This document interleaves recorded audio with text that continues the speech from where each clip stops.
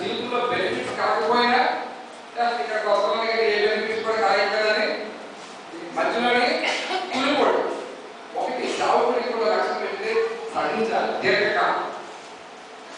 నేను ఇంచుమించు ఇప్పటికీ కనీసం పాస్టర్స్ ద్వారా 500 మంది సేవకులకి మేము తరబిదించి ఆర్డైన్ చేసి బైబిల్ తరగతులు మేము నిర్వహిస్తున్నాం. మీరు కూడా చాలా మంది ఉన్నారు, ఎంతమంది ఉన్నారు? బైబిల్ తరగతి సాధనలో మన ఆర్డైన్ ఇచ్చి ఇలాగ చాలా మందికి అలాగే ఇస్తూ ఇది 2007 నుంచి. అయితే చాలా మంది సేవకులు కలిసినప్పుడు ఒకటి సేవ పరిచయంలో, రెండవది ఇంకా ప్రేమ దేనిని ఆశించదు. నీ జీవితంలో సహవాసము, సంబంధము, ప్రేమ పంచుకోవాలంటే దేన్ని ఆశించదు. ఆశించిన వ్యక్తి తనకు దొరకకపోతే ఏదైనా అక్కడి నుంచి ఏమవుతాడు? సైడ్ అయిపోతాడు.